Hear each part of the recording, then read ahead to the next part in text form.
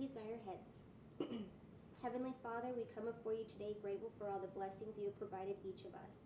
We're thankful you brought each of us here to serve the greater good of our community and each other. We pray for your guidance and wisdom as we work on issues meaningful to the health, safety, and prosperity of others. We pray you continue to bless each other, our families, our public service men and women with courage and health as they continually give of themselves. I pray you help guide us as we work on local issues and make decisions without judgment and maintain the focus of the betterment of others. We pray for our nation, we pray for our world, our local community, and each other. We're grateful for the rain. We pray that it keeps coming. We ask this in your name. Amen. Amen.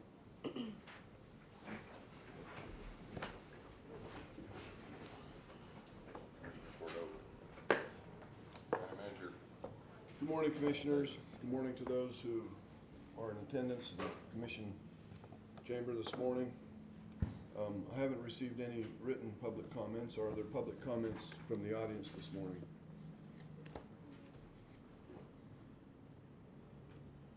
Seeing none, we'll move into the service awards. First, quite a milestone, we have Miss Ana Ramirez, Deputy Assessor 2, 30 years. Wow.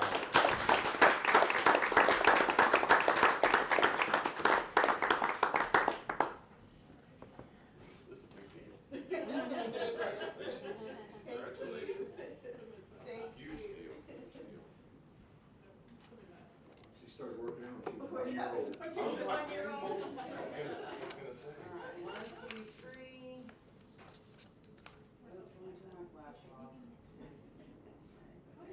One, two, three. All right, thank you. Awesome. Thank you.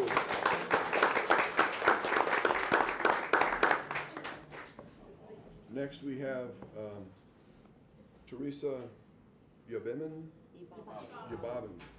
My apologies. Landfill gatekeeper, 15 years.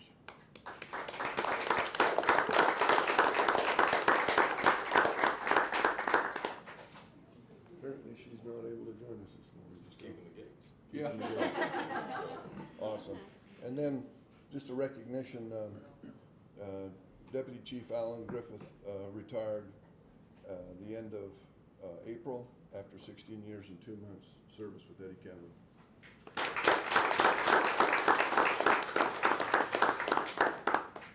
We're good. Pictures. Yeah. I mean, we got 30 years here. Yeah, 30 years, 30 absolutely. years deserves a picture. And get the assessors to go with them. That's good. That's very good.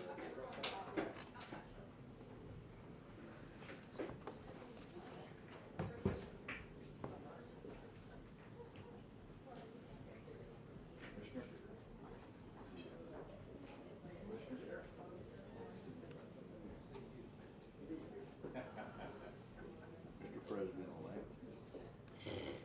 Don't start none, won't be none. We're supposed to kiss his ring, I heard. Is that what it is? Yeah, that's probably gonna That's happen. what I was gonna say. I don't see that happening.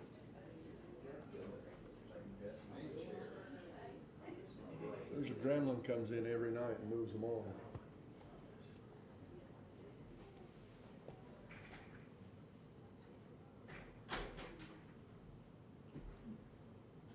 Would you settle him down, please?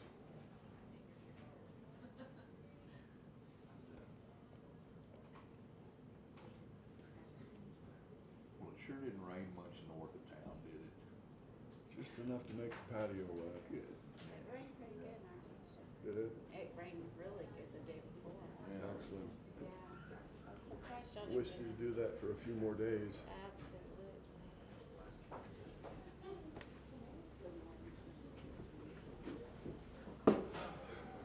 Alrighty. Thank you, Commissioners, and again, congratulations to Miss Anna. We'll now move into the next item is the IFB RFP bid awards. The first item is RFP 22-04, on-call general architecture services, Ms. Anicia. Good morning, Mr. Chairman and Commissioners. Good morning.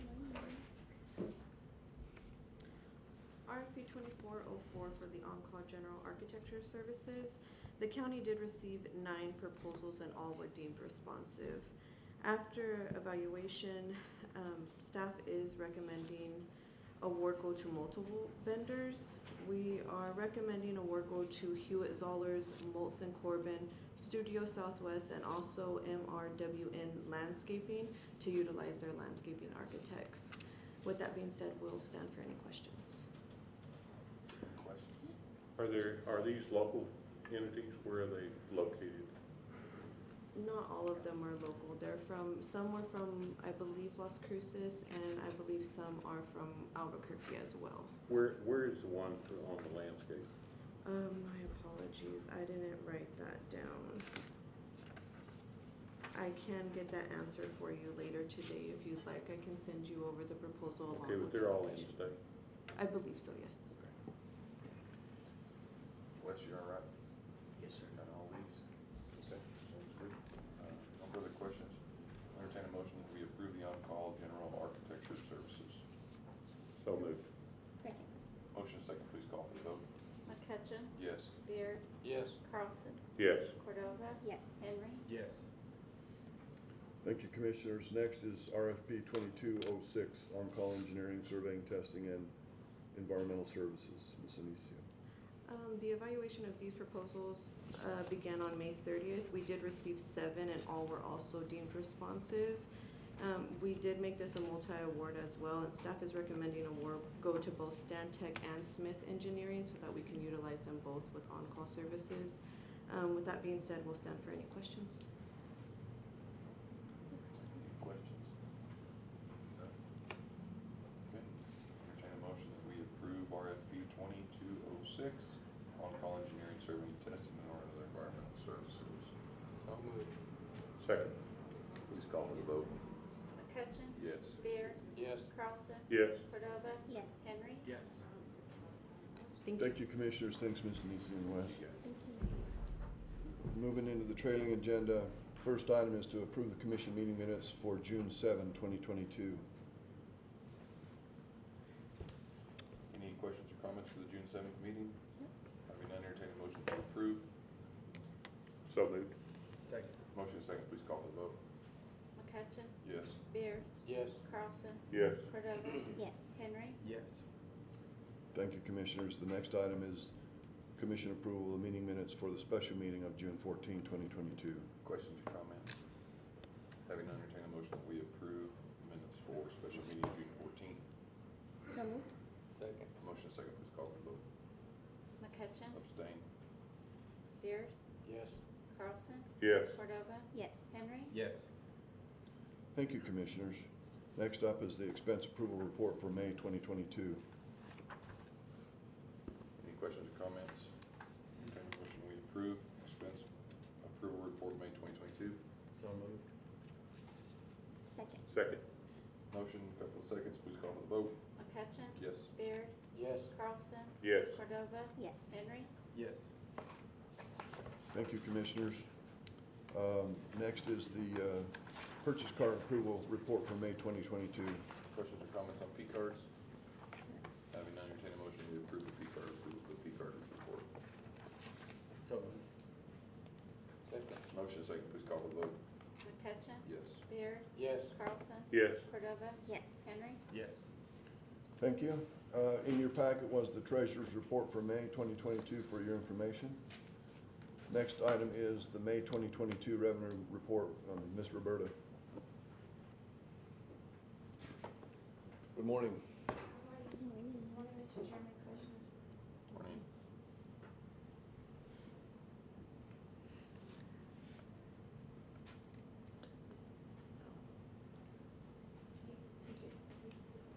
Revenue report. I think it's quite a ways down.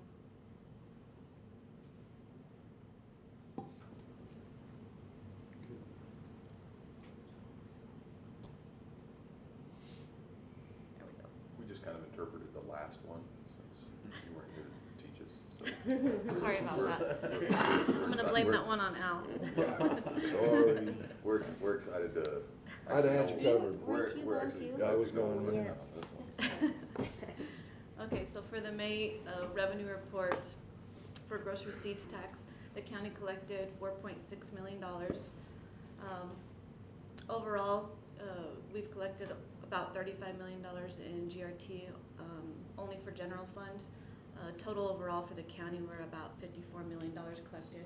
Because right here on this report, we're only reporting general funds, so we're still missing fire, excises, and environmental. So we've been averaging about $3.1 million for GRT for the entire fiscal year.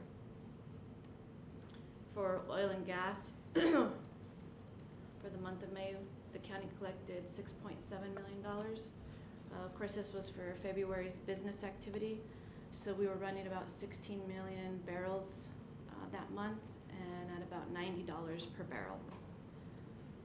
And of course, gas is still, the price is extremely high and out of the realm of what we thought. I think it's still around $7 right now is what. $7 Yeah. this morning, crude was 111. So we forecast at 60 and 2. Right. Crude 111, is that down a little bit? Yeah, Or is that West Texas crude? that's WTI. Last week it was averaging 120. So That's what I was thinking. for May, the average price was 109.55. Moving into June, there's been some fluctuations, but it was 111 this morning. And gas, like Roberta said, I've never seen it stay Yeah. up this high this long. Yeah. And now as we move into a hot summer, the shoulder months will have passed and they'll pick it up again, so. Commodity prices remain high, which is tough on consumers. Gas peaked at 11 in 2005, but for a very short period of time, it's never been. Yeah, it's never been sustained at this level Yeah. for any period of time, so. Or- Well, you can see that it's helped the revenues in our county. It's doubled, our GRT's doubled from the prior year, from 16 to 34 million. That's right, that's correct. So, more than double. So it helps, even though it's high and hurts the consumer somewhat, it helps the economy overall, so, and hopefully that's reflected in higher wages. So the GRT would be an indicator of increased activity and sales activity in the county. Right. So more business, more opportunity, so, But for sure difficult on it. absolutely. On the everyday consumer. Fuel prices are Yeah, it's tough. It is. For sure. Makes me nervous. But hopefully it reflects increases in salaries also. Sure. Sure. Okay, I'll stand for any questions if you have any more. questions? Having no questions, we'll go ahead and entertain them. Did you have any?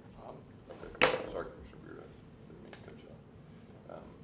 Having no questions, entertain a motion, we approve the 2022 May revenue report. So moved. Second. Motion second, please call for the vote. Hutchin, Yes. Beard, Yes. Carlson, Yes. Cordova, Yes. Henry. Yes. Thank you, Commissioners. Next up is the budget versus actual for May revenue expenses. Ms. Roberta? Mr. Chairman, Commissioners, for our May revenue and expenditure report, as you can see, obviously our revenues total overall for the county is well over collected over the 100%. Obviously, that's mainly due to oil and gas, GRT, and our property taxes. Our expenses are well below. We should be about 92%. We're way under at 67 countywide overall. For general fund, again, we've collected way over 100%. We're at 160% for our general fund. We've collected $123 million in our general fund. For expenditures, as you can see, none of the departments, with the exception of our insurance and our transfers, are not over that 92%. We're well under. Right now, we sit at about 78%. I anticipate we'll probably finish the year about 85%, so 15% under budget. Again, as usual, mainly due to detention. This year, it's going to be a little bit of facilities. Had quite a bit still left on the books. I don't think is going to be spent. So I think we'll be ending up around 85%. So as far as general fund goes, we've collected about $123 million. And we've spent a little bit over half of that, so we've only spent about $62 million in general fund. For our road fund's collected over 100% of its revenue, and Jason's is currently about 80% expensed. So he will be carrying over just a little bit of money for next year.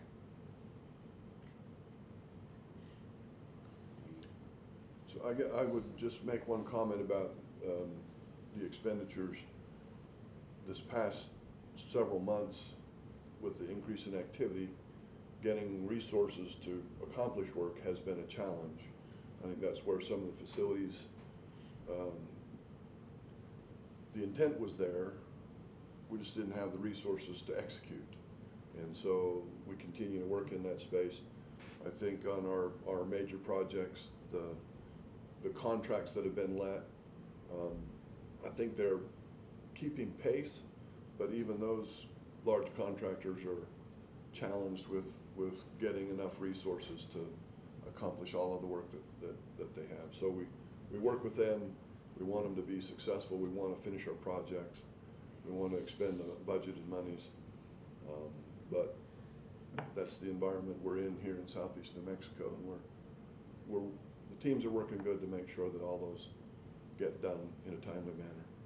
Yeah, and that was the case for a couple of the other departments. Same with the sheriff's department with his vehicles, having to carry some of that over, and then same with our FEMA on our equipment, we're having to carry some of that money over to next year, just because it won't be coming until next fiscal year.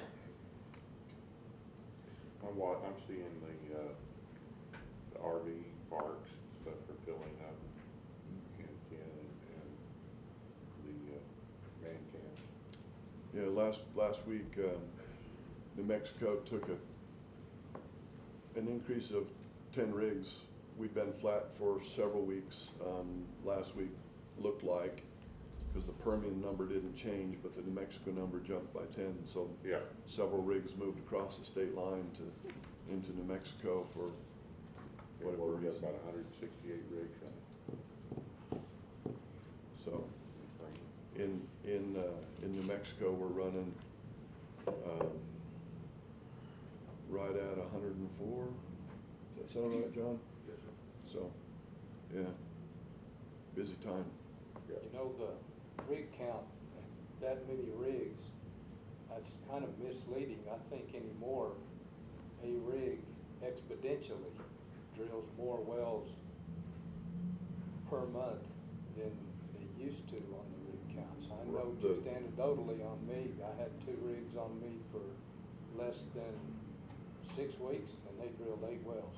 Right, the model they have now is a multi-well pad, so the rig stays on a pad for a period of time, and when it leaves, it's done 4 to 6, depending on the operator, per pad. They made 32 miles of wells in 6 weeks. Technology is a wonderful thing. It's fun to watch. So Roberta and I watched the production volumes, and it looks like New Mexico production is going to continue to be strong. But the other parameters, demand, global demand, outpaces supply still. Despite New Mexico having record production, I think the Permian Basin itself will have record production in 2022. But despite those, the other global demand is outpacing the supply available. And that's what drives those prices. I know the Permian Basin was what, 4th in the world as a producer. I wonder if it's moved up past Russia. It has now with Yeah, Russia. so we're like 3rd. Yeah. Russia's occupied right now. So that's pretty good. Permian Basin is a little area that we live in. They were showing a little map on it on social media that showed, 3rd producer in the world, and it's not a very big area. Yeah, they were predicting EIA, the Energy Information, the bunch back east. They were predicting approaching 6 million barrels a day out of the Permian, which is staggering. Yeah. Just staggering. So,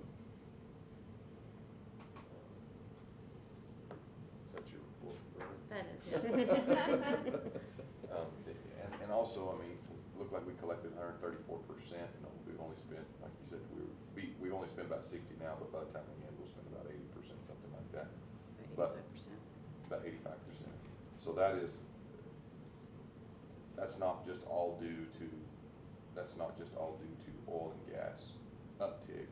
That has to do with conservative budgeting on everybody's part here. We appreciate Al and Roberta budgeting us conservatively, and then coming in under budget also has to do with all the department heads, making sure they're watching their budgets, and we appreciate that. It could be a different story. It was a different story a couple of years ago, so we appreciate everybody being conservative and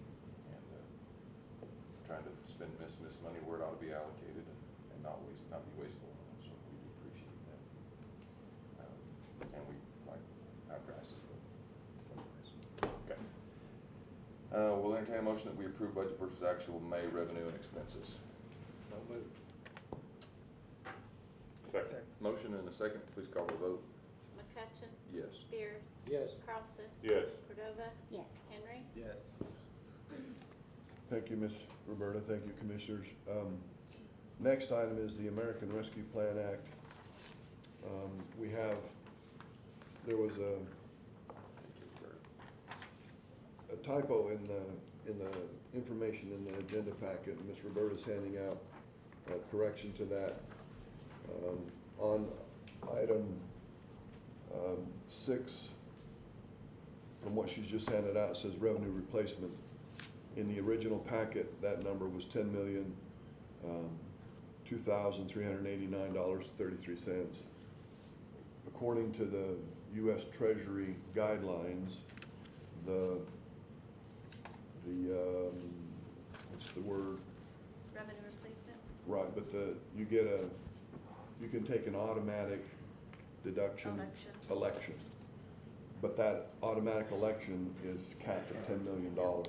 So we took the extra $2,300 and applied it to PPE and that, so that we didn't violate the U.S. Treasury guidelines on that commitment. So that's the only difference. It's a, what's your word, Mr. County Attorney?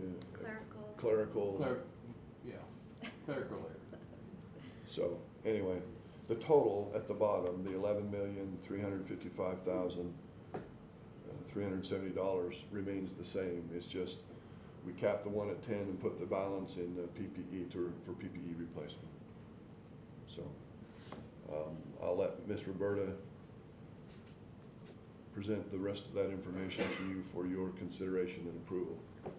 Mr. Chairman, Commissioners, so I'm bringing this back to you. Back in December of 2021, we brought you the approval of the first tranche that we received back in May of 2021. We received half of that, which is the $5.6 million. We just now received the other second half of that, now in June, of the $5.6 million. So this is like a two-way approval. It's basically approving the full amount of the $11.3 million now that we have. And then also amending that first summary expenditure approval that you guys approved back in December. When we approved that back in December, the interim rule was out, but the final rule for the guidelines for the state and local fiscal recovery funds came out in January of 2022. And they were a little bit more lenient on some of the things. Some of those were the expenditure categories. And like Al had mentioned, one of the provisions was that you could take an election of your revenue replacement, because before the final rule, you had to calculate that on an annual basis. So you still have that option to do that, but most people are taking the election of the $10 million cap because most people don't reach that. So we have elected to use 10 million of the 11 on the provision of government services. And basically what that says is that you can use that money for anything you would normally use money for regular government services like we normally would. So really the difference between this summary and the last summary, we're still going to be utilizing those funds for the same purposes, if you will. For example, mental health services. But prior, the mental health services were in its own category, whereas now they still fall under that provision of government services. So we're still utilizing the money for the same purposes. They just fall in a general, broader category, if you will. So And is like, that- I'm sorry, go ahead. Does that mean more flexibility with what we Yes. can use it for. Yeah, more flexibility and less stringent on the reporting side as well too. And like Alex said, the only change from what's up on the agenda packet is that $2,389.10. We moved out of provision of government services into PP&E. So Treasury really is trying to make sure that the monies get to local governments and get dispersed without some of the oversight, administration, and red tape that was initially conceived. NACO's done a lot of good work to help streamline that process for counties and governments, and I think this is a good outcome for many counties, including Eddy County. So, and we have plans. We've already done RFPs for some of these other services, and so we'll now be able to put those out as services provided on behalf of the county. So it's a good thing. Any other questions or comments? Hearing none, we entertain a motion that we approve the American Rescue Plan Act funding As amended. as amended. So moved. Second. Motion second, please call the roll. McCutcheon? Yes. Beer? Yes. Carlson? Yes. Cordova? Yes. Henry? Yes. Thank you, Commissioners. The next part is a good part as well, and the American Rescue Plan Small Business and Nonprofit Grant Award. And we invite Mr. Waters to come join Ms. Roberta. We solicited and worked with CDOD to help do the administrative part of collecting this information from local businesses across Eddy County, regardless of, they could be in the municipality, they could be anywhere as long as they were within the county. And I'll let John and Roberta tell you how that movie went. Mr. Chairman, Commissioners, as Al has indicated, so part of that $11 million, we decided to do a small business and nonprofit grant reimbursement program. So we contracted with the Carlsbad Department of Development, and John and his team were great in helping us come up with criteria, an application, a letter to send out. We left the application process open for a few months, from February to April 30th. We received 37 applications, and I'll let John talk more about it. And so we're here today for that approval of those applications. Thank you, Roberta. Mr. Chairman, members of the commission, we appreciate the opportunity to be able to do this to help out businesses across Eddy County. We did advertise in radio and in newspaper, both on the north and the south side of the county. It must have been really good because we also got applicants that didn't qualify from California, from Chicago.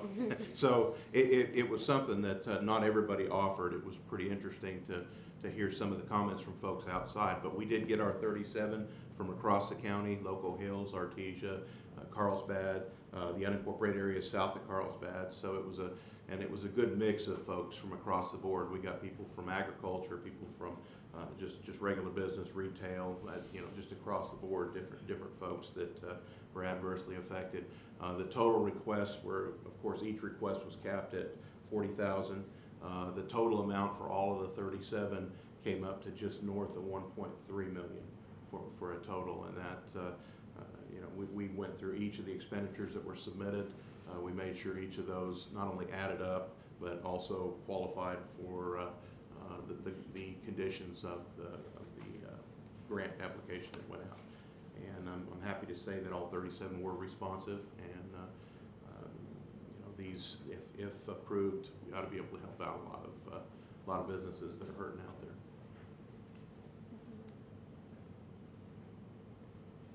Other questions or comments on that?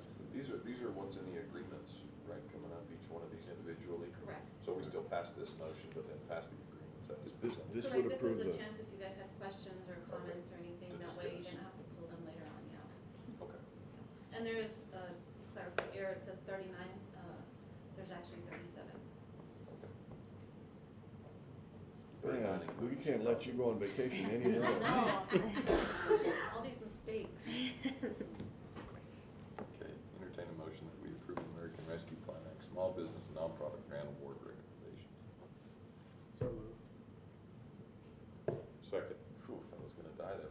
Motion and a second, please call for the vote. McCutcheon. Yes. Beard. Yes. Carlson. Yes. Cordova. Yes. Henry. Yes. Thank you, Commissioners. Thank Thank you, Mr. Waters. Thank you, Ms. Roberta. Thank you. As you mentioned, those individual agreements are coming up in the consent portion of the agenda, and we'll, presuming there are no questions or there are no issues with that, and it does get approval, we'll pursue those individual businesses. We have the W-9s, we'll get the agreement signed off and get them the money as quickly as we can, so. The next item of business is the Eddy County Lodgers Tax request for a refund by Incident Catering Services, Mr. Hooper.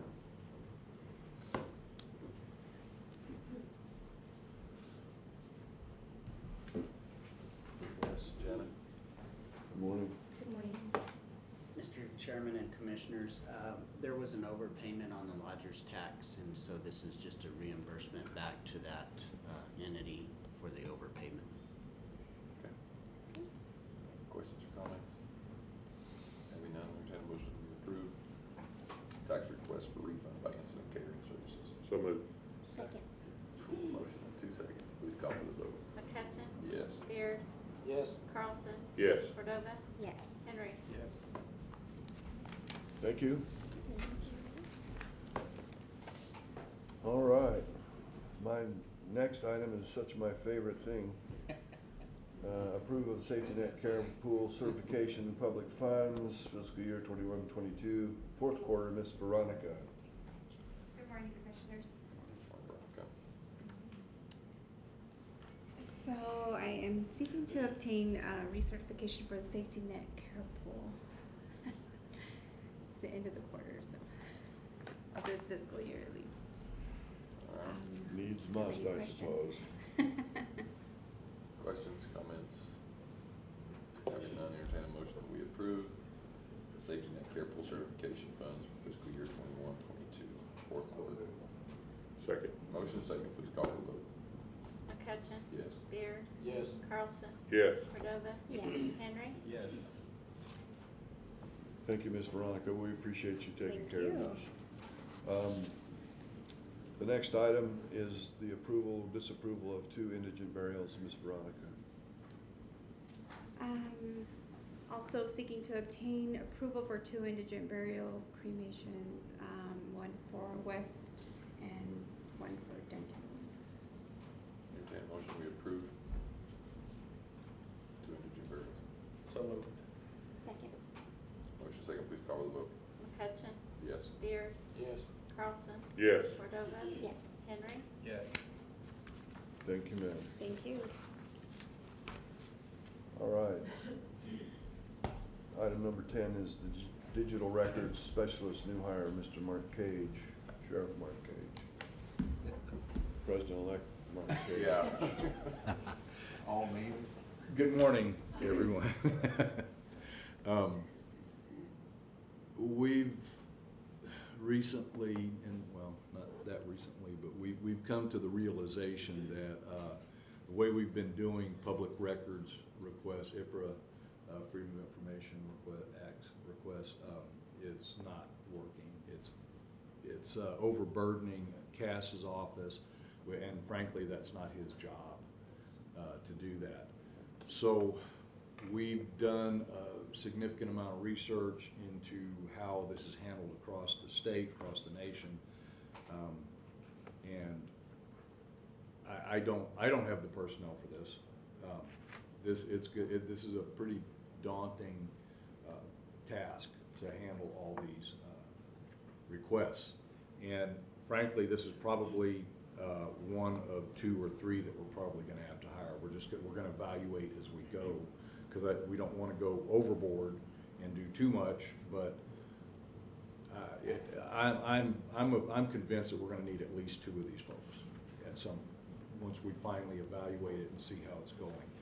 But we need someone who has some specialized training, specialized skills, because this is a very, very contentious and it's high liability for y'all, for the county, for me. because if we don't comply with these things properly, then Cass ends up having to defend us in a lawsuit saying that we didn't. And they're coming in, these requests are getting more and more and more frequent. And with the advent of our cameras, with our digital recorders, and then you also have to think about just the regular thing with our reports, our written reports. They have to be redacted because there's a significant amount of information on there that is not releasable to the public, so they have to be redacted. They have to be, first off, searched, then redacted, then they have to be provided to these people making the requests. So this is the first step in getting this done. And I'm telling you right now, our policy is that any interaction with the public, and it's state law as well, we were ahead of the state law, believe it or not. They thought they were gonna make us do something we weren't doing here, but we've been doing it. Our policy is any law enforcement interaction with the public, our folks are recording. They're recording. So how much interaction do you think 70 deputies have with folks? So this is this is huge, a huge volume of information that has to be searched, cataloged, it has to be redacted, and it has to be provided to folks in a timely manner, because there's a timeline, a very strict timeline. So that's what this is.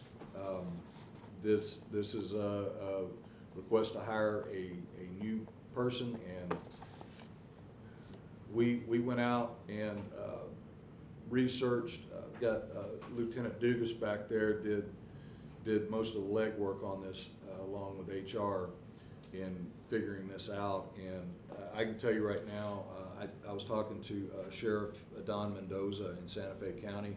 He has 5 people. 5. He has a whole division that's what they do.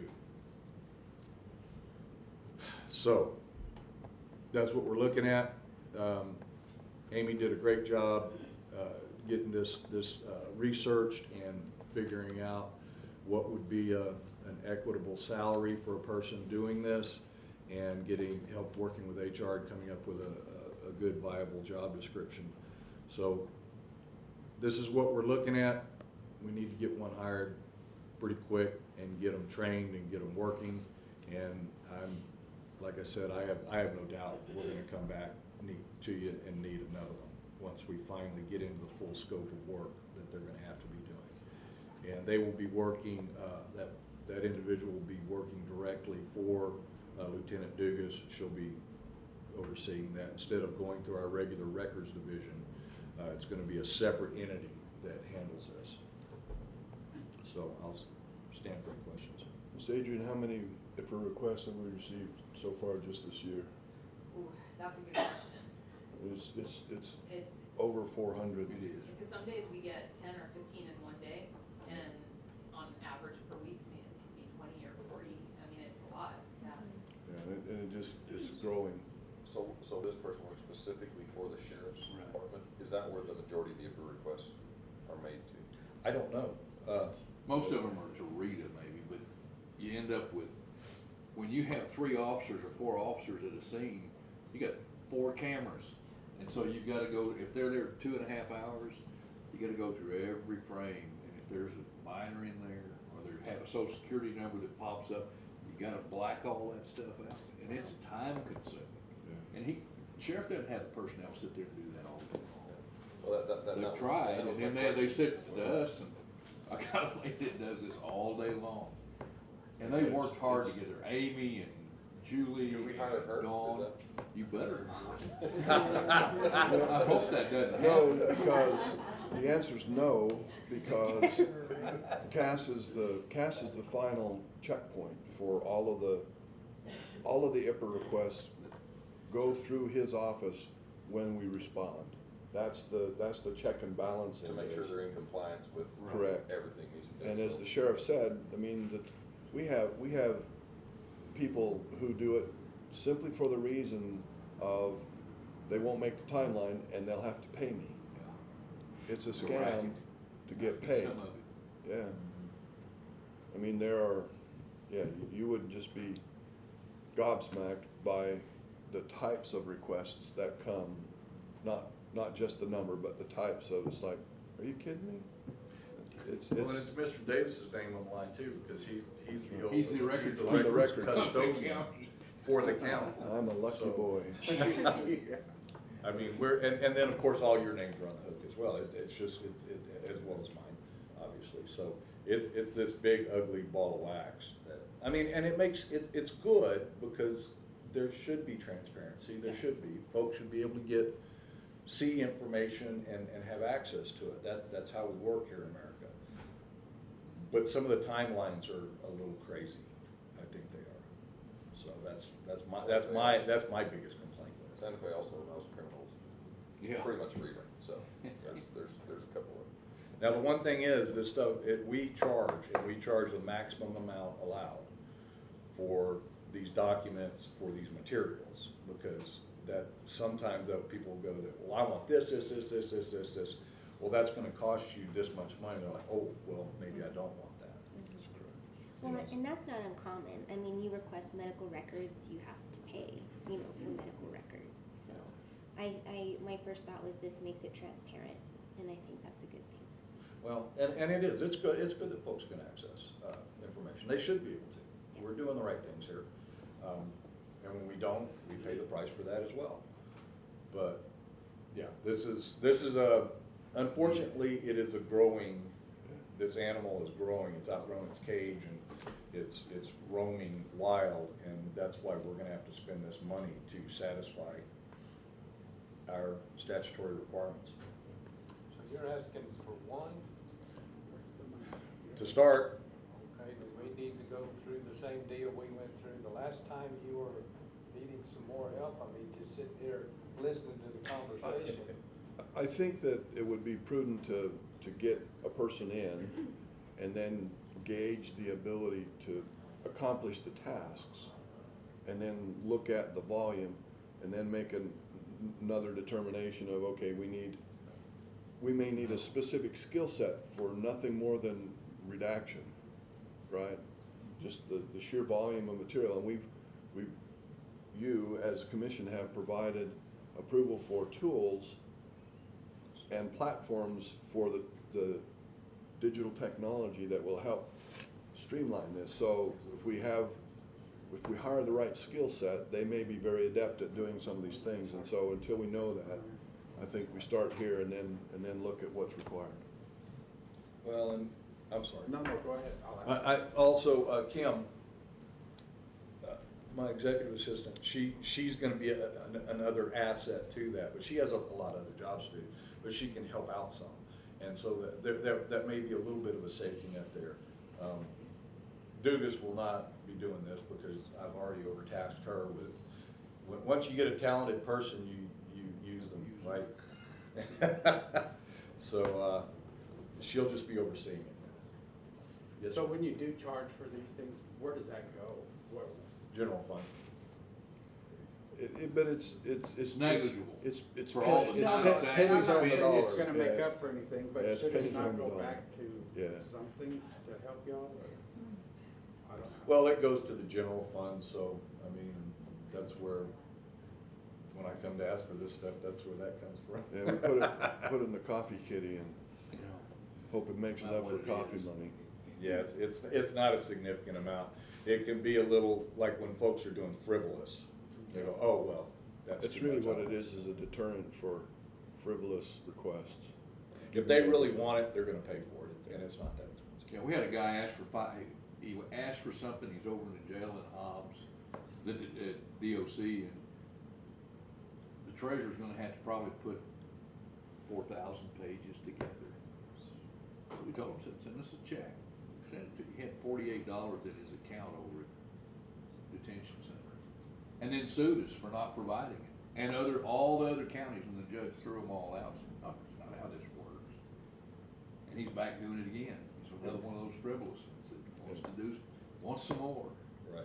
Well, I guess that would be, not at this point, but I'd be curious how this whole animal runs. Cause I don't think I don't know anyone to deal with it, I could be speaking, I don't deal with it. We try not to involve you in that, but it is a consuming process. I know that between Miss Adrian and Miss Tiana, Cass and Julie, and Lieutenant Dugas and Kim, Mariel at detention, I mean, there is just, you would be, I think we'd be surprised shocked. isn't the right word, but shocked at the amount of man hours that are put into addressing HIPAA requests in the county. And then you look at nationwide, because I'm getting ready to go to National Sheriff's Association Conference, and I talk to the sheriffs from across the nation, and it's staggering. If you think about, and that's just sheriffs, you know, police departments, jails are big, a lot of HIPAA in jail. So, I mean, it's just across the nation, this is probably up in the billions of dollars spent. Yeah, and it can literally affect any department in the county, because our IT team has to pull information, finance, you know, clerk's office. There's really literally no department that goes untouched in these HIPAA requests through the course of a year. So is this person that we're hired in the capacity in the future to be like a department head and organize other departments, or is this just working for you? This is just for us. This is just you working with a few other departments, so we're not planning on creating a department? No, sir. Just, You know, we don't wanna be Santa Fe County with 5 or 6 or. No, but I foresee us ending up with 2 or 3 at some point. I do. I mean, I'm being realistic about it. I see us having at least 2. And we may have to, because right now, Adrian and Tiana are the incoming gatekeepers, and they do all the assignments, but when it starts to overly consume their time compared to the other duties and responsibilities they have, the county may have to have an admin staff that is the IPRA coordinator with some other duties perhaps, but, you know, we'll watch that closely. But I know that usually at the end of most days, Miss Adrian and Tiana are scurrying to get IPRA information into the system and assigned because of the timelines for the requests that come in. And that was not intended to be their principal responsibility, so. What is the It's- timeline? Is there technology out there that could help We- assist in this? We have a program that works really well, thank goodness. Tara did that last year before, you know, so she and Gay got it initiated, and it's taken a little bit to indoctrinate all of the departments, but I think we're running pretty smooth on most cylinders. I think, you know, if I was to look out, I would say the sheriff's department, potentially the detention center, because, you know, Miss Muriel does a wonderful job, but again, the volume of requests, she may need some help in that regard. So 1 or 2 more, depending, we'll see how it goes through the year. But this is a needed one for the sheriff's office.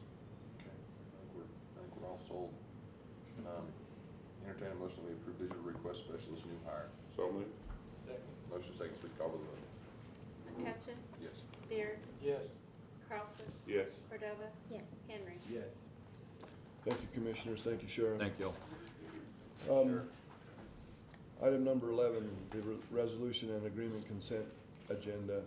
There are, this meeting, there are an unusual number of agreements with that. Those are the 37, those include the 37 individual agreements that are from the American Rescue Plan relief money, of which Commissioner McCutcheon will have to sign all of those individual agreements.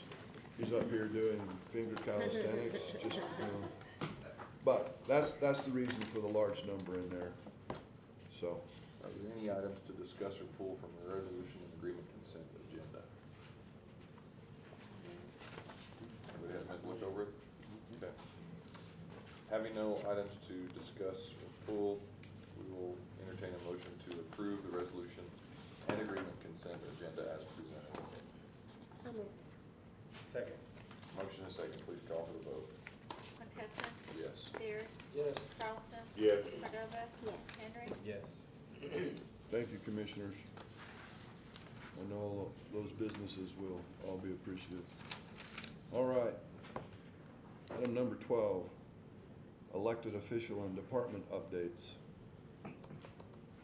Dun, dun, dun, dun, dun. Darth Vader music. Hey, I'll tell you what, we are dark side fans in my house. You don't want to see it, probably gonna have a Good morning, Mr. Chairman, Commissioners, just a quick, few updates. We attended NMC conference last week, like we said we were going to. We took a team to compete in a rodeo. We had 5 competitors in that. Out of 160 competitors from all around the state, we placed in the top 10 in every category.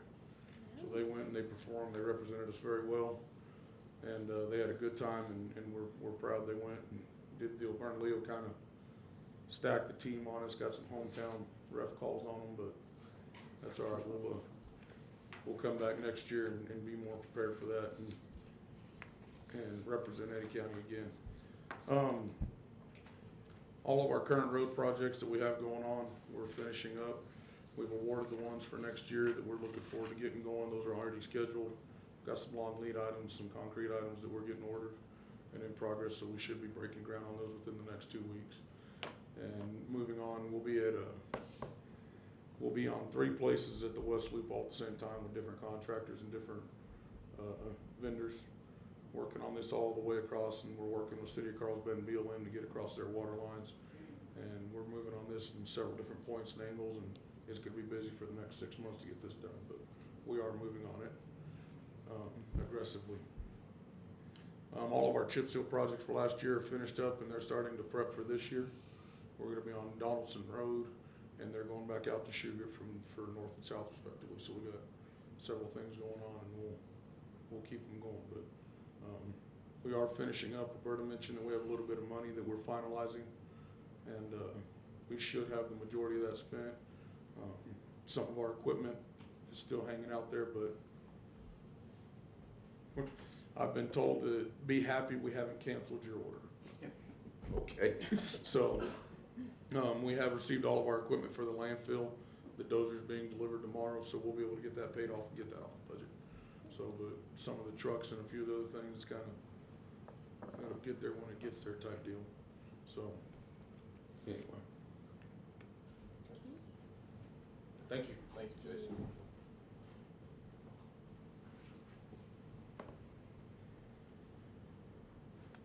Mr. Hooper.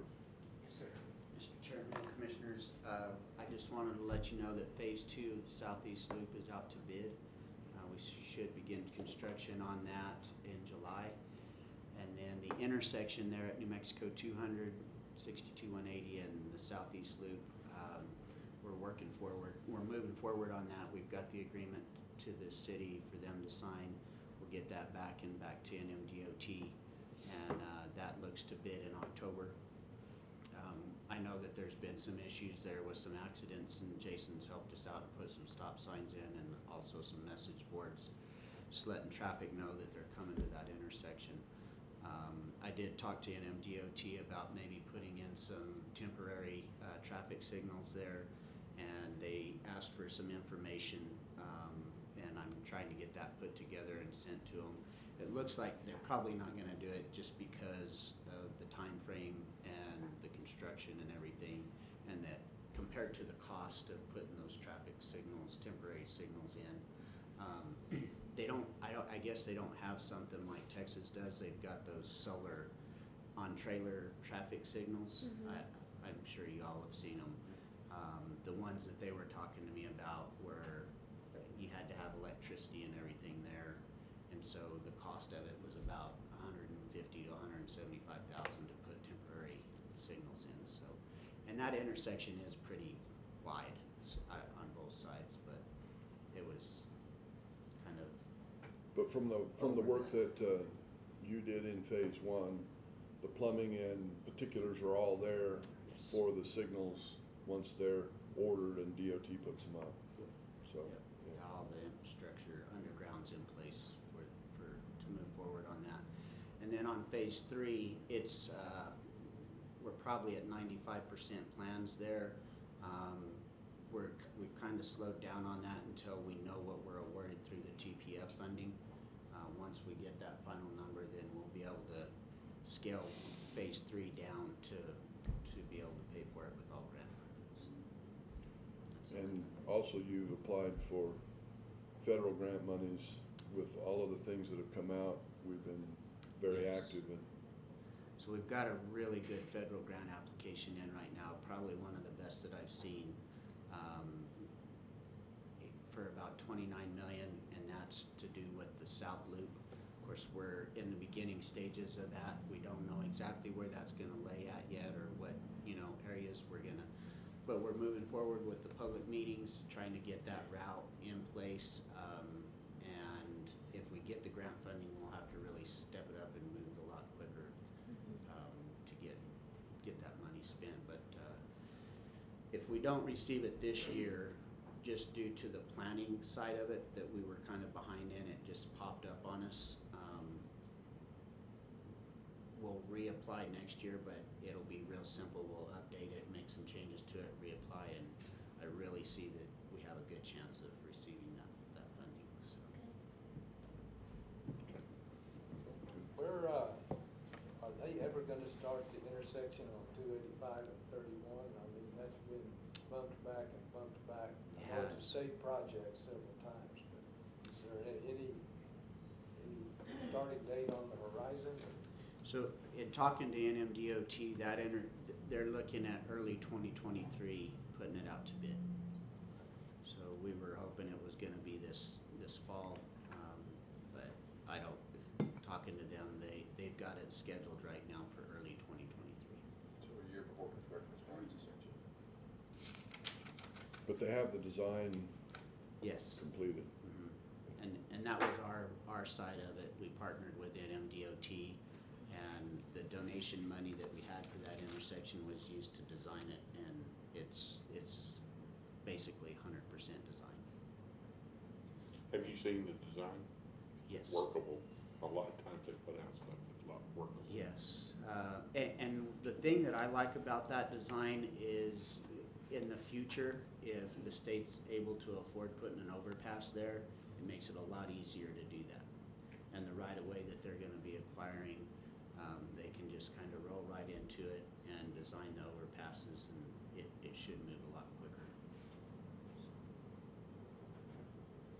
I have a quick question on the temporary lights, traffic signals. Is that something that the county would be interested in purchasing, like in the future? We could look at that and see what the cost of them is. The ones on trailers that, I mean, it's a good idea, especially like whenever, for example, on 128, some of those intersections there, whenever there's a lot of activity going on, it might not be a bad idea to maybe have something So I that think we'd have to be signalize cautious. The county can regulate traffic flow on county roads. that. Yes. Yeah. We'd have to coordinate with the state DOT to coordinate traffic Yeah, but it might signals. not be bad for us to have some on county roads. Sure. You know, we've had those situations where it would have been really nice.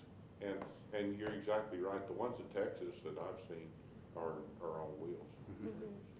And I think it would cut down on your traffic,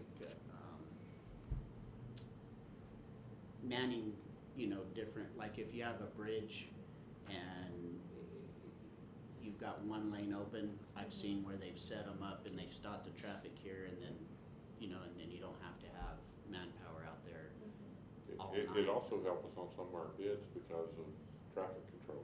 Yes, that's the word I was looking for. Well, just, I mean, Decrease our traffic control Yeah. costs. I understand logistics, about we're too far along or it will take too long or whatnot, but I just think for safety purposes, if we had some, that could help regulate that, it might be something to look into. Yes, ma'am. We'll look at it. Dan Burns is gonna come back with another great release. Hope he didn't hear that. He did, I'm sure. He didn't. I'll look at these. And obviously, if we were gonna use our county, equipment for the our traffic lights, we would get approval from the NMDOT before we Yes. used them Absolutely. in that area, but I can't imagine if we had them, that they would be just Willing to use them. terrific, that, Oh, yeah. that it would be able to be used. Right. Yes, anytime we would get into DOT right away, we would definitely have their permission. But I bet they would jump at the chance. They get kind of persnickety sometimes, you know. They're good partners for us. We really appreciate the Yeah. partnership with NMDOT. They've been good with us. Thanks, Wes. Other elected official or department updates? Ms. Roberta? I just have a couple things, but I wanted to talk specifically about inventory. Jessica and I finished inventory here recently, and I normally don't talk about it, but I don't think if we bring you anything, I think we may be missing one item for next commission meeting, but I don't have that final count yet. But I just wanted to give some thank yous because inventory is a daunting thing. I wanted to say thank you to Jessica. She solely handles all of the inventory throughout the year, adding items, deleting items, disposing of items, selling items on surplus, keeping track of everything, the paperwork, and it's a huge task. And so she puts it all together. I basically just show up and help her during inventory, so she does a great job. And I wanted to give some shout outs to a couple of departments because they really do a wonderful job. The first place we always go every year is IT. That's the first stop we make because the first thing anyone says when they're missing a computer when we go to their departments, oh, I think it's in IT, so we go to IT right away. And, so special thanks to Ken Kemp. He wasn't even there during inventory, but he had all the computers set out. He had sticky notes on things. We didn't miss not one computer in IT, and we have hundreds and hundreds of computers. So special thanks to him. Also, the road department, we literally have 6 pages of equipment that we have to go through and scan through road department, and they never miss not one thing. So special thanks to Albert and Chilo. They're the ones that always help us every year. And Albert, he's so good. I could say, Albert, where's the chip spreader? He's like, oh, is that barcode 3382? I'm like, yes. Like, he just knows all of it off the top of his head. So special thanks to him. So I just wanted to say special thanks to a few of those departments because it really is great going out there and they know exactly where everything is and never miss anything. The other one is Chris Chavarria from Fire Service. He physically escorted us out to every single fire department, fire service, and he's so great. Same thing, he's like Albert. We're like, hey, we're missing an extrication tool. He goes like to the 3rd bay, 2nd truck, opens up a compartment. He's like, here it is. I mean, so it's amazing how much he knows for every single fire department. They have a ton of equipment as well too. So wanted to say special thanks to him as well too. You may not know or appreciate, but the number of items in the Eddy County asset inventory is literally thousands of items. Right. And they have to be accounted for every year. The auditors look into that information. The state's very particular about those inventory balances and then, you know, your depreciation, all those things. So it's a substantial effort, but the preparation, the awareness that Jessica and Roberta put out each, you know, as this approaches, and getting it all done before year-end fiscal close, which is, you know, we've got 10 days left in the fiscal year.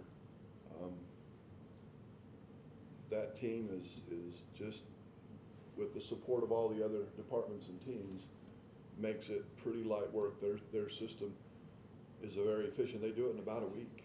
Yeah, we've got it nailed down to 4 days now. So. Wow. Your road warriors, you don't want to go with them unless you can survive on bottled water and jerky. It's like doing the old John Wayne True Grit. If you can't survive on corn dodgers and a water skin, you're done. But they do. I mean, the number of stations across the county for fire services, inventory at the sheriff's department, the detention center. I mean, just think about it. So runs very smoothly, runs very well. Their process is very well thought out and placed, and they executed excellently. So thank you. And then the last thing, I just want to do a friendly reminder. we have a special commission meeting last Friday of July for all the year-end approvals. So July 29th, 8:30. I'll remind you again next time, but I just wanted to remind you guys to make sure I have at least 3 of you guys here. And the reason for the special meeting is because the time the treasurer gets her reports and concluded and Roberta gets her financials closed, the timing, and the deadline that the state requires, there's not we don't have a planned commission meeting that would allow her to have that, so it'll be the 29th of July to do that, so. Okay. Thank you. Thank you. Thank you. Others? Oh, don't, I Miss Roxanne. Good morning, Chairman. I'm not mean to Commissioners. you. Good morning. How are y'all this morning? Good. I wanted to congratulate Mark on his president-elect for NMC. Also, he had accepted an award for Eddy County on our RAP program. I would like to thank all of our departments for participating in that. We lowered our reduction in the auto claims by 23% and the law enforcement claims by 55%. So that was nice, and I present that to the commission. Other than that, everything's well and fine. Thanks, guys. Wow. It really is well and fine. Thank you, Miss Roxanne. We believe you. Other departments? Sheriff Cage.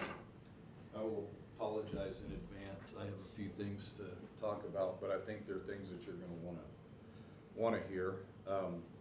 Again, it was my honor to receive the RAP award. We were one of, I think, only 3 that received the award this year, and that was because of a significant reduction in law enforcement claims, which pertain to Warden Massengill too, because law enforcement, and I think a lot of the law enforcement claims that you see pertain to corrections because of the high litigation rates there. So that's a big testament to Warden Massey, to what Billy does. I mean, he's doing and y'all know that, he's a rock star. Our auto claims were significantly reduced as well, and that's because people are crashing into us now, for the most part, instead of us crashing into them. So that was important, and we had 3 graduates from, and I think you said that, didn't you, Roxanne? Yeah, the 3 graduates, congratulations to them, that was really cool. I think there may have been somebody that had as many as us, but not very many. That was a big deal for them to graduate.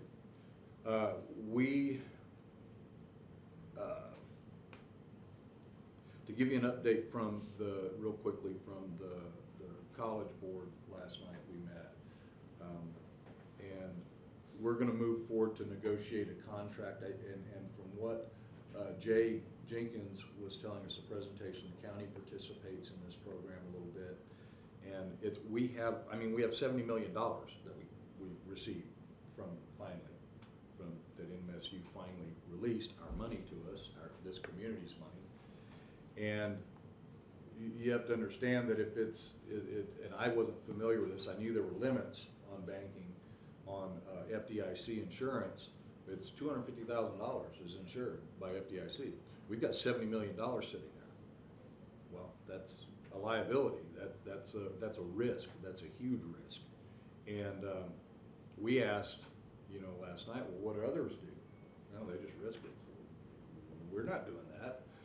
So we have thankfully Jay at CNB has a program that they help facilitate, where all of our money, it stays local. I mean, now it's going to go out of our community because it has to go to different banks, but it still brings dividends back to us locally, and we still have access to the money. So I was very happy to see that, because that's something that doesn't keep me up at night, but it kind of ticks at the back of my head. Where's our money and how safe is it? That's $70 million. It's a lot of money that we've paid.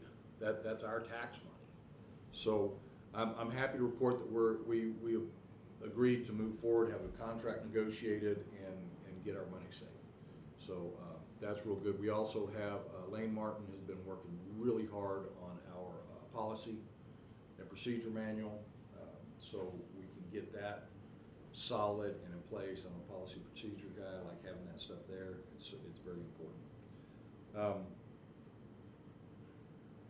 Again, at the NMC annual conference, it went very well.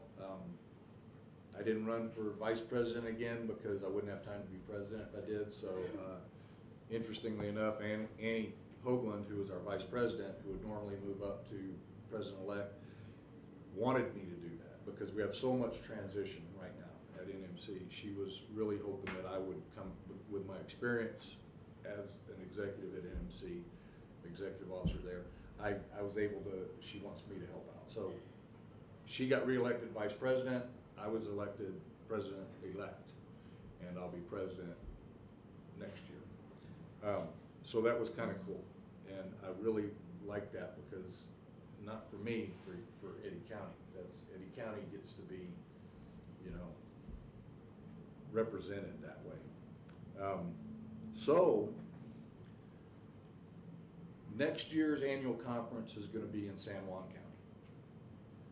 When I walked over to the table of our Eddy County folks who were graciously supporting me, I heard Roxanne yelling for me back when I got announced. They had the great idea, and I'm just going to throw it out there now, and we can deal with it at some point later if it's having the annual conference here the year after, and that'll be when I hand the gavel over to the next person, which should be Annie Hoagland. I think we have the facilities for it.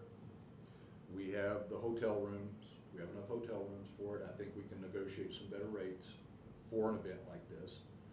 I think it would be a great way to showcase Eddy County and show how awesome we really are.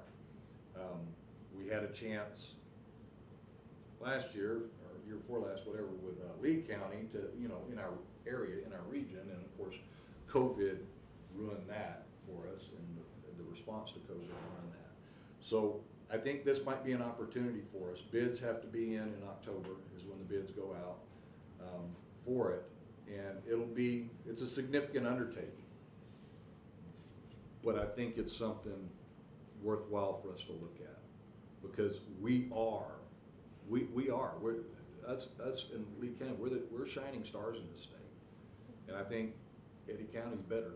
So, because I live here, of course, and I know y'all, but I think this would be a wonderful opportunity for us. So I hope that everyone will consider that and think about it, and if it's something that we think we can bite off and do, I fully endorse it. I think it'd be great. And the NMC staff is very excited when I talked to them about it. They said, yeah, it'd be great to go to Carlsbad. And so, and Artesia. I mean, but it would have to be in Carlsbad because Artesia doesn't have the hotel rooms. So it would have to be here, but it would be Eddy County. And when would that be, Mark? 2024. 2 years from now. 2 years from now. So that's the idea. We'll see.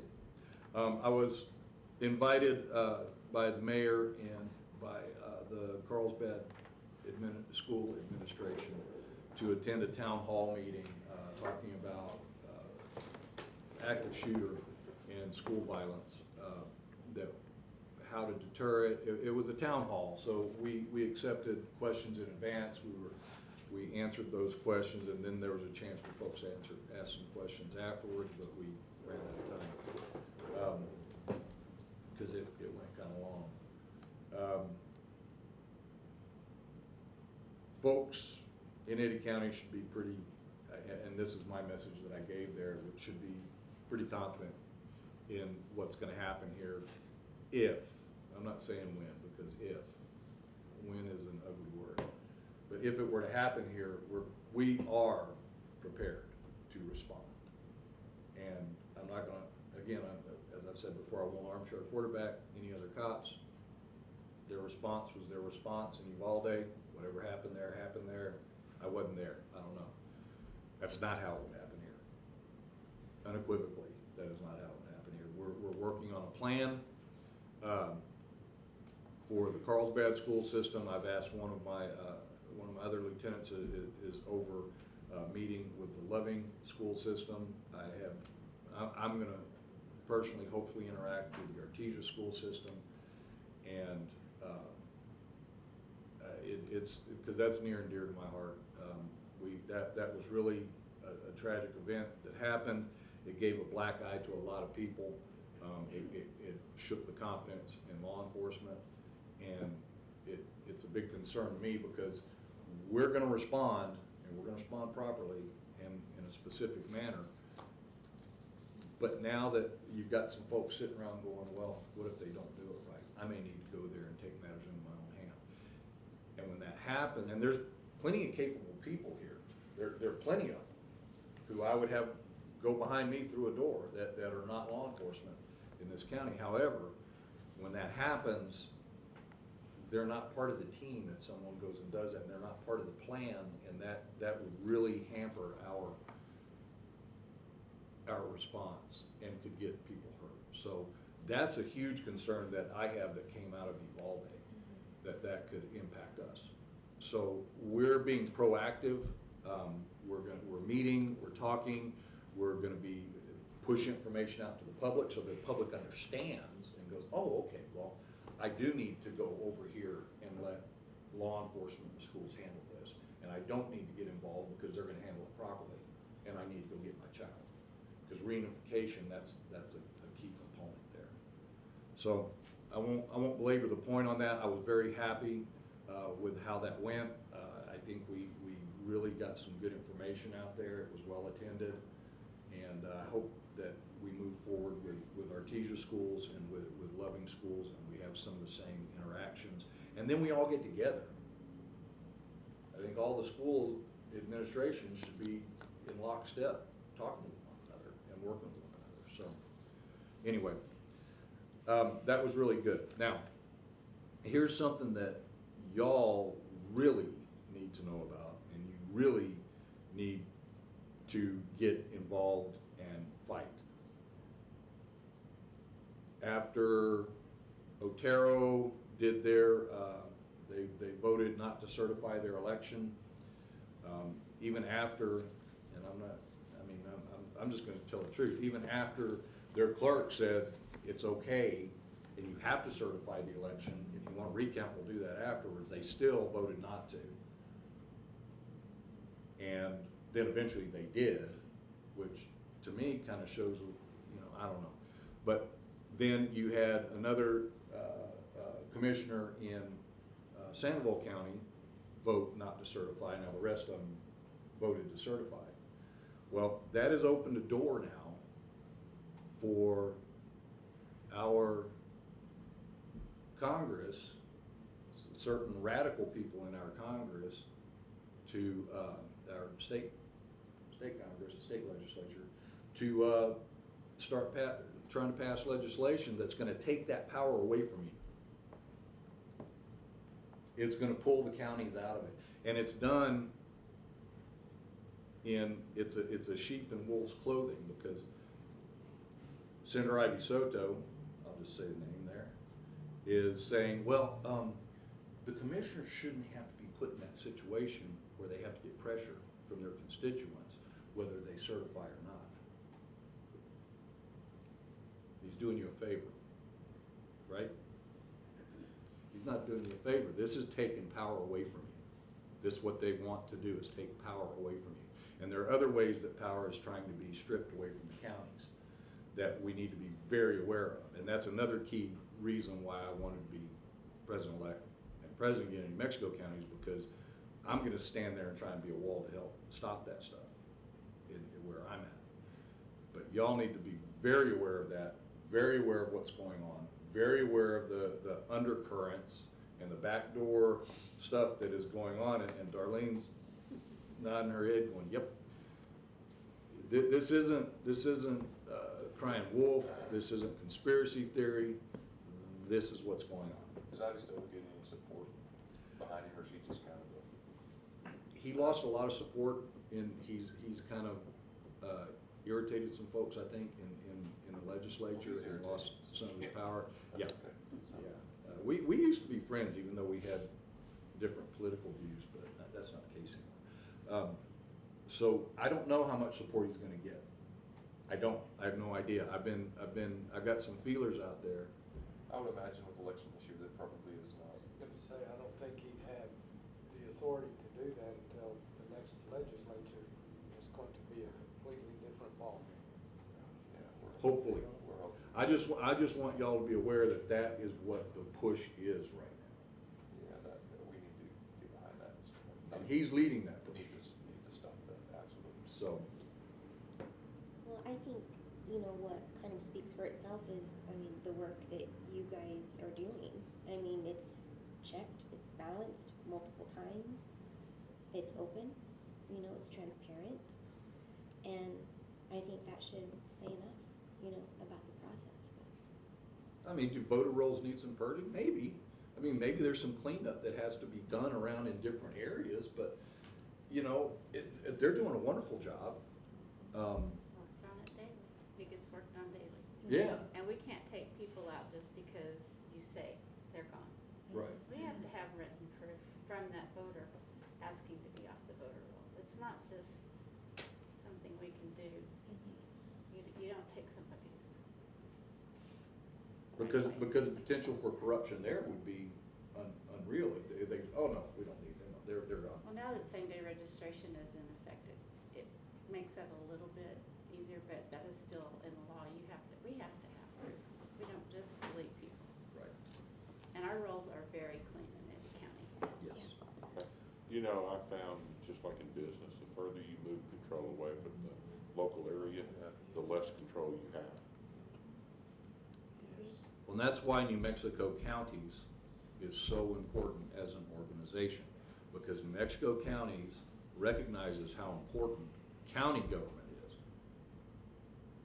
and how powerful we are when we stick together and we work together and we support each other. And New Mexico counties is there advocating. On and on and on. And New Mexico County is always there advocating for us and working for us. All the affiliates, they all work together. And I encourage you to get involved in the commissioner's affiliate.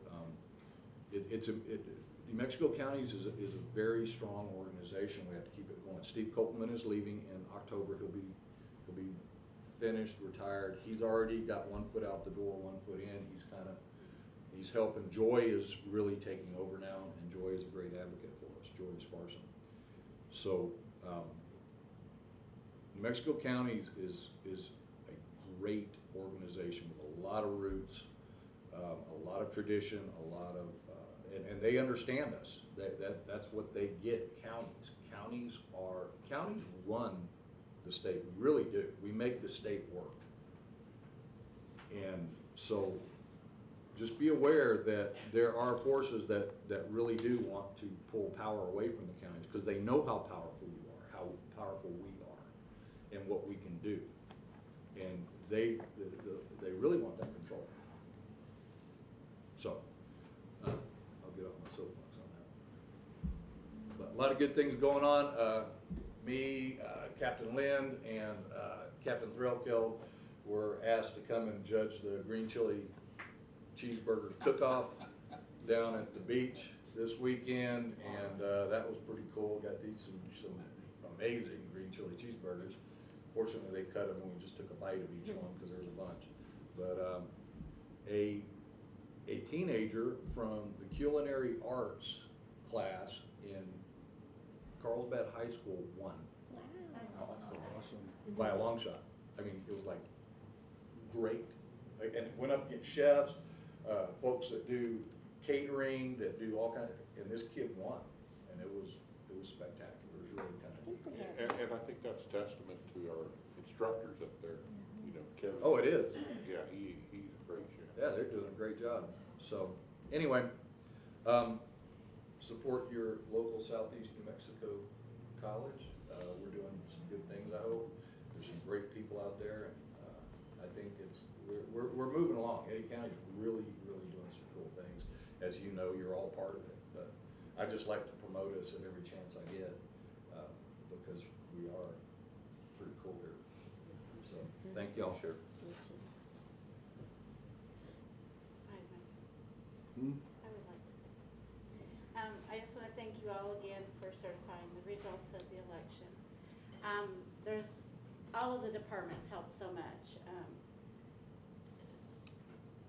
Facilities help get our early voting room ready and keep it clean and open and ready and safe. Unfortunately, there was some law enforcement present on election day because, as you all know, the pulse of America is on high and they're very irritated. So I thank you for sending those 2 deputies to the polling place. I think it probably helped keep people a little more quiet about their opinions, which don't need to be voiced at the polling place. I appreciate finance. They got our checks out to our poll workers who, some people think it's a volunteer job, and it kind of is because the pay is not wonderful, but they do get paid, and they get paid in a timely manner, and I appreciate that. Everybody that helped, the road department sends people, they help us deliver the machines and pick them up. Our staff, of course, is amazing. They work tirelessly, they work overtime, they give up times that they may want to take off that isn't really going to be conducive to the job they do. Who else, Kara? Josh Mack for Yes. delivering a porta cooler to one of our polling sites that didn't have air conditioning for that day. So we were made a call, he was there, his people were there within 30 minutes set up. So And they have generators available to us. God forbid something go down, right? And we need electricity. We have made arrangements with him to pick up that should it happen. And I'm sorry if I've forgotten anybody else. I really appreciate. Deputy that we had that was our runner that brought our absentee ballots Yes. that were dropped off at polling places in Artesia. We appreciate that. That's huge. takes a lot of, It does. stuff off of our plate whenever we're trying to get our absentee ballots. Thank you. All right. Anyone else? Chief Mack. Morning, Mr. Chairman, Commissioners. Try to keep it short and sweet. We're gonna be your one item. We have dug and dug and dug looking for a tablet from SARS, so that's probably what you're gonna see on that list. We're still looking. I know it's $300 in 2016, so we will find it one day. As far as testing goes for the positions, we have about 20 applicants that'll test this Friday and Saturday, and then we're still open until filled. So we'll be testing throughout to try to get those filled up. The guys have been busy, working a lot of hours. The calls have been picking up quite a bit, so we're ready to get those guys on the street. We have realigned the volunteers. We do have 3 battalion chiefs now instead of 11 district chiefs, so we are working through that. We've got 16 trucks that we're preparing to take off the line, send a donation that have been deemed out of service that need to go somewhere else. So we'll keep working on that task. Just overall, the staff's been doing a great job. Obviously, we're asking a lot of them, so we're pushing them hard. We have met with Red Rocket on a request from Commissioner Carlson. So we're gonna start doing some advertisement, not only for volunteers, but also for these career positions. And also try to get our social media a little bit more active, put some safety videos out there to the community and try to get good solid stance with the community. So all of our supporters in the oil and gas industry, we thank them for all their donations and everything else that they do to help us out. Permian Basin Road Safety Coalition is about to put $3 million+ out, is my understanding, to first responders in our area. So we look forward to that opportunity, and we're glad that we could be on the groundwork and work our way up to help them out. So if you have any questions, don't hesitate to call us. We will have an ISO training July 12th. So once I get a date set and or for sure confirmation July 12th and a time, I will send it to y'all if you're interested in coming out to kind of learn that process. It's long and drawn out, a lot of paperwork, maybe a little boring, but if you want to know how it works, I'm sure that he would be willing to go into that detail with y'all. So, thank y'all. Appreciate you. Thank you, Josh.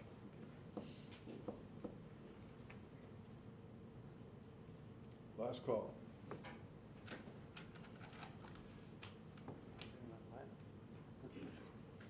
Oh, no, there are a couple, we could. All right. Thank you for everyone that's shared. I know it's a good time, opportune time. Let the commission know what's going on in your department, so we appreciate that. Legislative updates. As various committee meetings come and go, we have different groups participating in legislative finance and other things that are going on. I won't say it's a quiet time because those standing committees are always meeting every month, so we try and stay engaged in that regard. I've had the opportunity to see several of our local legislators in the last several weeks and have conversations with them. And I know that they understand what the commission and the county expectations are and what we're trying to accomplish. I think there's a lot of alignment there. I see that in the conversations and the participation where they're all showing up. So I appreciate all of those folks. Travel request consent agenda is the next item up. Any items to discuss or pull off the travel request consent agenda? I'd be willing to entertain a motion that we approve the travel request consent agenda as presented. So moved. Motion and a second, please call for the vote. McCutcheon? Yes. Beard? Yes. Carlson? Yes. Cordova? Yes. Henry? Yes. Thank you, commissioners. We have no emergency business. We don't have any legislators here today, and I think we've heard from the elected officials that would like to speak. All right, county manager comments. I just echo one thing that the sheriff mentioned, and that is the plans for response to a situation at schools.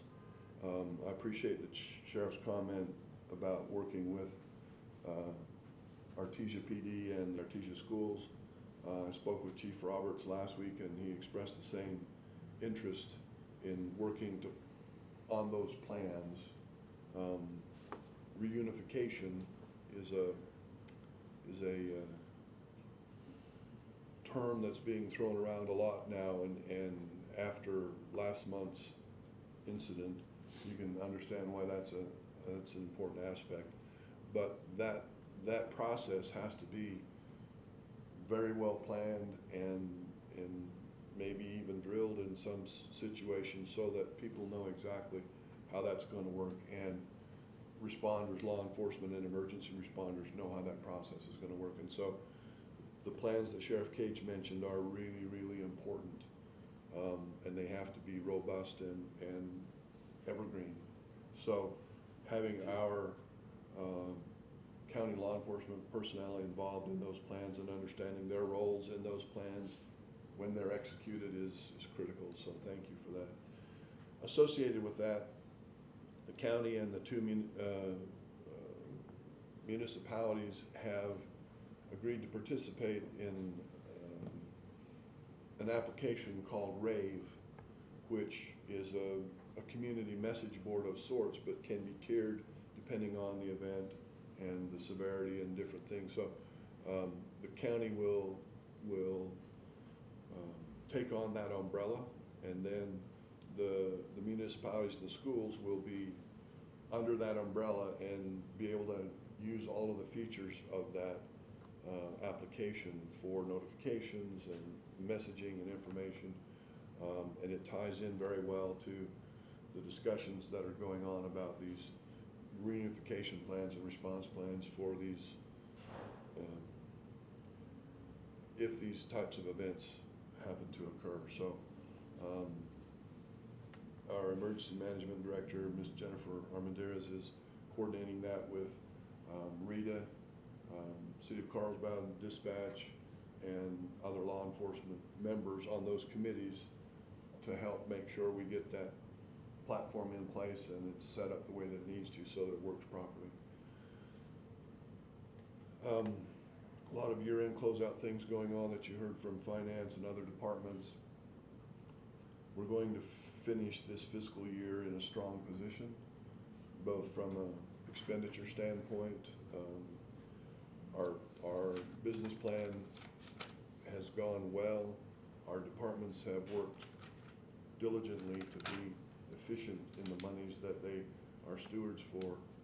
And our next year's plan that we've approved and the state has approved on the interim side is robust as well. So we'll continue in that regard, addressing the priorities that you as a commission have set. And I think we're blessed and fortunate to be able to accomplish the things that continue to be accomplished in Eddy County on behalf of the citizens. So thank you to all of the departments and all of the individuals within those departments.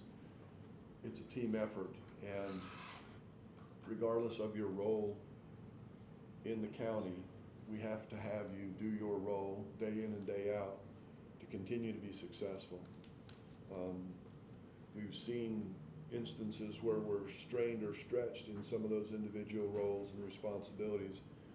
We've had other people step in, but we need all the folks we have, and we're short on some spots, and we're working to close those gaps in those spots. But thank you for what you do day in and day out. You're the reason that the county is as successful as it is. So I'll leave it at that. Thank you, Mr. County Manager. Commissioner Bordeaux. Thank you. I had the opportunity of attending the town hall that Sheriff Cage had mentioned, and it was good information. I feel that preparedness is what lessens worry, and I was very happy to see the collaboration among the county and the city and the school district, and that's what this is going to take. I said last meeting it's a complicated situation, but I'm grateful that we are having these conversations. We're looking into this technology. I learned a lot, of what our capabilities are. And, somebody said at the meeting, these are our most precious commodities, our babies and our children and grandchildren. And so it deserves our best efforts. And so I'll kind of leave it there. And just again, it's just so unfortunate about this, certifying the votes and this and that. I just think it's ridiculous. And I just want to commend the county and the, clerk's office for the work that they've done year after year after year after year.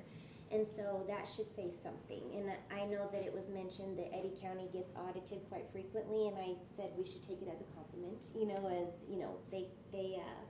they come in and everything is fine. So just a big thanks to everybody. As Al said, it's year end. Everybody's worked very hard. And as he said, it takes everybody working in unison and working in their role to make our county successful. And as we've learned and as we see over and over, our county is very successful. So just a big thanks. I hope everybody, we won't see each other before 4th of July.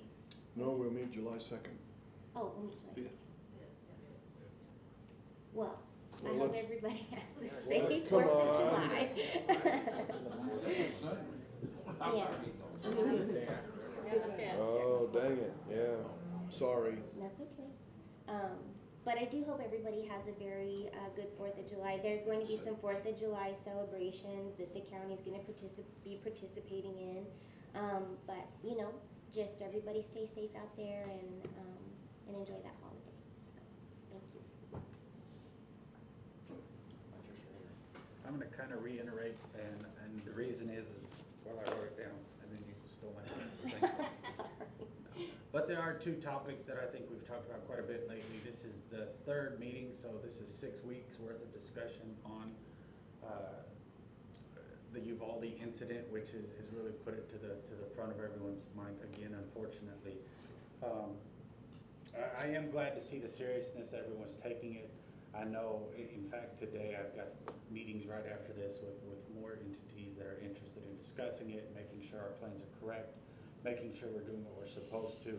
So I do want the public to know that I don't think anyone has not taken it seriously is the wrong word, but we do want to make sure that we are continuing to make your plans better.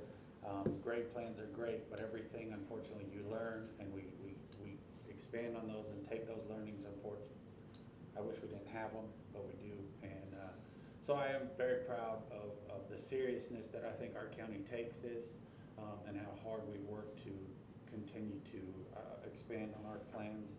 The other thing I do, the certification has been a huge topic, obviously. I don't know how many other people are getting calls. I don't know if I'm getting calls because unfortunately I was born and raised in Otero County. So I do know lots of folks there that are calling me, asking me what my thoughts were on what they did. I'm not going to tell my thoughts over the entire world. I have told them all what my thoughts were, and made it very clear. I'm very proud of the way that we do it, and I think if we armchair quarterback, if we second guess, if we start playing games during certification, it does weaken the voter turnout. And I think that's something that we've all fought so hard for folks to turn out and vote. And if we try to put on a show to act like something's going on, you lose that faith in the voting system. And I think that it's crucial. It's what we're founded on. It's what America's founded on. It's what we should be most proud of. It's what we should hold very sacred to what we do, how our system works. And when we put that doubt in the system, it really, really bothers me. I'm very proud of the way our county has always conducted business with professionalism. I'm very proud of the way that, I think we're aggressive in the front. We're aggressive when we need to be, but we're also aggressive as we need to be. I think if you look from the federal level down, there's a lot of shows that go on. There's a show in the federal government right now that they're putting on. And I think the American people are sick of it. They want to know the system works. They want to have faith in our system. And the more shows that we put on both sides, I don't really care, the weaker the system becomes. And I think we need to be very conscious of that, because I think that, Sheriff, you're right. When we do put on shows, unintended consequences happen. We have fought so hard for local control. I had a great meeting with some state legislatures last week, begging for them to help us get local control back on so many different things. And then yet now there's more local control that could possibly be taken away. And I think that's crucial. Folks need to understand the ramifications that they do when they do these types of things, whether you're an elected official or just in the sending us letters and calling Darlene, probably you said the same folks. Having that conversation, and that conversation is okay. Give us a call. Help you understand how the system works, but also show up. Some folks are so worried about the certification of these machines. You certify them. You invite the public to look at it. You invite the public to watch the machine be certified. I watched some of these county meetings throughout just because I got interested with who was going to show up. And every single one of those commissioners, when they were asked, you're so worried about the machines, did you show up? Not a one of them that I can recall showed up to watch the certification of that machine. If it is the machine you're worried about, the county clerk does give that opportunity for you to show up and watch that machine be certified. Do it. And you should. If you're so concerned about that election integrity, make sure you're doing the things that are out there that you're allowed to see, that you're allowed to do it. But they're not. Folks aren't. You want to second guess it at the end because whatever, I don't know how in a primary you didn't get the result you wanted. I think most of our candidates won because they were untested, so it was pretty simple, right? Just had to get one. I know one in the audience, all you had to do is vote for yourself, so good job. But that's it. I mean, we do have elections. All my candidates haven't won every time. That's a bummer. The country pays consequences sometimes because I think I'm a great voter, probably right all the time. No. Please pay attention to that and quit putting on shows as elected officials, as folks in the public. American people are sick of it. Let's make sure we know what we're talking about. Let's make sure we're doing our due diligence and doing it properly. So I'll get off my little soapbox. But those two things are very important to me right now, and we'll continue to work on them.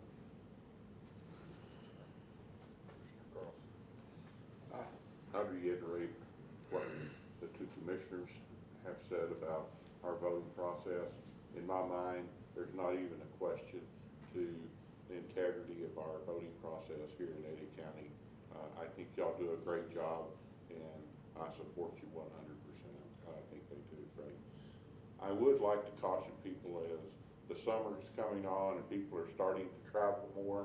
I just took a trip to Kansas, and coming out of Tularosa, I had a truck passing another truck that completely run me off the road, and it was kind of got my blood boiling a little bit because I had my two grandsons with me, you know, and any people that puts other people in danger on the highways by passing on double yellow lines and stuff like that, I just have no use for it. But as you do travel, be careful. Be sure that you do carry things like some extra water and stuff in your cars, just so that if you do have car trouble, because it's hot out there. And that's all I have. I'd like to start, touch a little bit on what everybody said. I have probably been very active in local politics more than anybody else in this room. I can remember when Darlene and Robin were running this outfit over there, when the Democrats held a 2-to-1 advantage on Republican registration. That has since changed. There has never been a problem in Eddy County. It's always been spot on. I've heard the arguments, we gotta do this, we gotta check that. You know, what draws attention to us here in Eddy County is what happens in the Rio Grande Valley. We're a long way from that bunch over there, and we just don't have a problem. To get on with what's going on with the county, everybody's giving them accolades. You know, I'm gonna beat McCutcheon to the punch here. Miss Roberta has done a fantastic job with the inventory. Don't forget, we also, for the first time in the history of Eddy County, had a no findings on a state audit on our financials. That's kind of a big deal. Massengale over at the jail, we don't have problems over there. I mean, the standard fare, but there's nothing really out of the ordinary that happens over there. I don't know whether I want to give this guy accolades or not, but I'm going to. I mean, there's not a sheriff in Eddy County that gets more done for the county. And as far as the Uvalde deal, I don't think we have to worry about private citizens having to go charging into the school. These guys will be there first. What happened in Uvalde will not happen around Carlsbad. Roads, burns. I mean, look at the roads. Go drive them. Go look at the lack of trash out there. Go look at the lack of the tires that were all over the county. Our roads in Eddy County are in better shape than they have ever been. We are fixing, possibly by the end of the year, to have a west loop that's been talked about, that's been surveyed, that's been resurveyed, that's been argued over, that's been dropped, that's been resurrected for 18 years. And I think it's fixing to come to completion here pretty quick. So, and I know I'm missing some departments out there, you know, but there's simply not a problem to point to in Eddy County that I know of. I mean, we just do well. We are the top of the heap for the counties in New Mexico. So, Commissioner Beard, I've got just a couple little things. I don't want anybody to take my comments as inconsiderate or anything like that. I did a little research on school shootings. Actual peak in school shootings and death in school shootings was actually the year 1994. Second was actually in the 20s. So there was a lot of school violence actually in the 20s. 1994 was the peak. They've reported this year 27 school shootings, and those are essentially bogus numbers, not to diminish, you know, a couple of the real shootings we had, especially Uvalde, but a lot of those shootings were, you know, a small child took a firearm to school, and went off and grazed another kid. It wasn't a school shooting, it was negligence of a child and a parent, obviously. And there are several of them that are reported that were actually after school shootings, some of those around Chicago. Gang affiliates take guns to school, and after they leave the school property, they have a shooting out and some kid dies. I'm not diminishing that fact either. That's not a freaking school shooting. And so what we have to realize is that the facts are, your children are so safe at school that even if your child was at Uvalde that day, there was a 98.5% chance your child came home. There is a 0.002 chance of it happening at any other school across the nation. So there is the statistics. We get stuck in the media and what the media is reporting, social media and Facebook and all of these things that are out there driving our thoughts and our processes, that we lose out on the facts. The year 1994 was the peak in school violence, and so I understand that none of it is acceptable, but the facts is that your kids are safer today going to school than they were in 1994 and they were in the 1920s. And so I want to leave just a little bit of facts there. Also, we're looking at a pretty looming recession. I understand that Carlsbad is somewhat maybe insulated with that, with high fuel prices and the energy sector that we have, that when the energy sector is high, the economy, the local economy is able to boom, but it is difficult for individual consumers. And so in looking at that, looking at the looming recession, looking at the stock market losses, looking at all of these things, please remember those facts when you go to vote this fall. It is so important. The county is a completely different place 4 or 5 years ago. You've got a completely different commission. Your local elections matter so much. The school board elections matter so much. The general elections matter so much. We've got Ivy Soto up there trying to do this. I mean, we've got terrible people in high positions. And when you go to vote, remember that fuel's almost $6 a gallon. Remember the stock market losses, and remember all of these things. Remember how you feel about the economy and the consumer confidence, or the lack thereof, and the lack of investment that's taken place over the last couple of years due to that. And my goodness, I have the most confidence in Darlene and her crew down there. And if you don't want voter ID, it's because you want to do something that's nefarious. And everybody should be able to show an ID to vote. You have to show an ID to do everything else. So if we want to keep election integrity, we want to keep those things, well then be the first one to show your ID and be the first one to vote for that. It makes no sense whatsoever why we have to show an ID to literally do everything else, and we don't have to show one to vote. And that's nothing that, Darlene does a great job, and her crew's just all top shelf down there. So I'll certify any election that Darlene brings before us, but remember these things when you go and vote, and actually look at the facts as we're coming into the midterms this fall. So thank you, commissioners. We do have an item of business in the executive session, so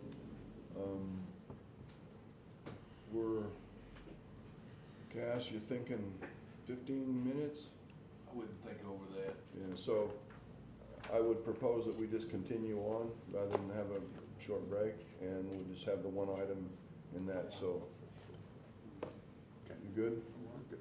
So I would ask that we move into an executive session.